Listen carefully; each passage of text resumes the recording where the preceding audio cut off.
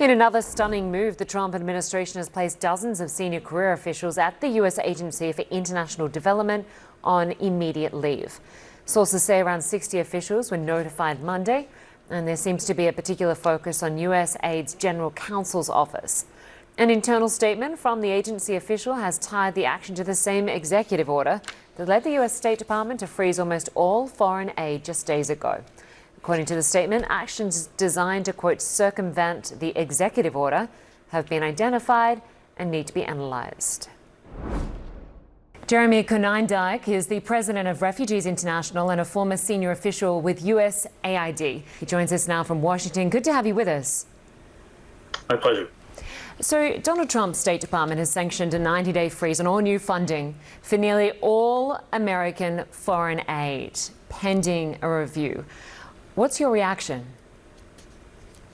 Well, this is going to do a lot of damage both to America's reputation and America's leadership overseas, and as importantly, if not more importantly, to the many people who have for decades been able to rely on U.S. support and U.S. assistance to make their lives better. This is shutting AIDS programs that supply drugs to HIV survivors to keep their infections at bay. It is feeding people in refugee camps. All of that is being shut down now. And a lot of hard security assistance as well that serves U.S. interests in other ways. So it is just hugely damaging, and it makes America look very weak and unreliable on the global stage. And of course, right now, that aid has been used in places like Gaza, like Ukraine, Sudan. What impact will it have in those areas? So in a place like Sudan, there is a famine actively underway. This is pulling back the very humanitarian relief that is combating that famine. It is pulling back things like water assistance, nutrition assistance. Food aid is exempted, but anyone who knows the first thing about nutrition knows that you don't digest food very well without having clean water to drink. So, it is completely nonsensical. It is also going to do things like end vaccination programs. So the sort of programs that prevent outbreaks of disease in humanitarian settings, as well as just routine things like measles and polio vaccination for infants around the world. All of that now is in the process of being halted. And I've heard that dozens of senior officials in the top US aid and development agency were reportedly placed on leave Monday. An investigation is underway after they allegedly tried to go around President Trump's orders. Several hundred contractors were also reportedly laid off. What are you hearing about that? This is very ominous. First, I don't buy for a moment the line that they were circumventing orders from President Trump. Whatever the personal views of U.S. aid officials, many of whom I have worked with, they are civil servants. They will follow the policy guidance they've been given. In this case, the policy guidance they've been given is a complete mess. It is unclear.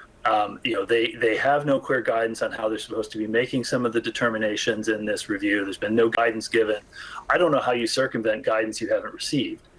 So it reads to me not like an effort to actually pursue a good faith review, but rather to intimidate career professionals at USAID into getting out of the way of some of the questionably lawful things that the Trump administration may seek to do. I think one of the things that's very ominous here is that reportedly many of the people who have been pushed out in this quasi-purge worked in the General Counsel's office, providing legal guidance to the organization.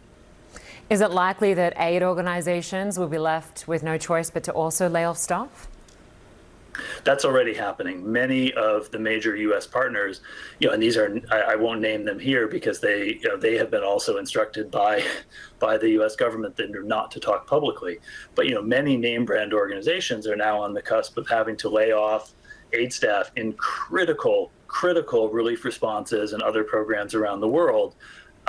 Because they now have no certainty that even the money that they have been lawfully granted by the U.S. government will remain available to them. And of course, you oversaw USAID's multi-billion-dollar COVID-19 assistance portfolio during the pandemic. If the U.S. moves away from delivering aid, what sort of signal does that send to the world going forward?